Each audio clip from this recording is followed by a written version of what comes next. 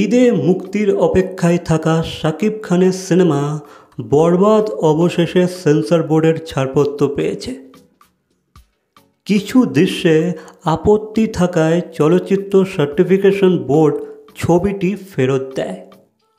তবে সংশোধনের পর মঙ্গলবার এটি পুনরায় জমা দেওয়া হলে মুক্তির অনুমতি মেলে।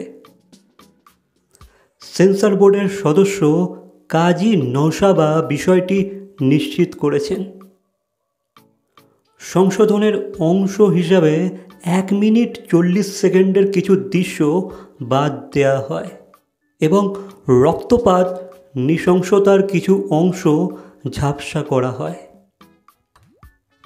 মেহেদী হাসান হৃদয়ের পরিচালনায় ছবিটিতে শাকিব খানের সঙ্গে আছেন ইধিকা পাল।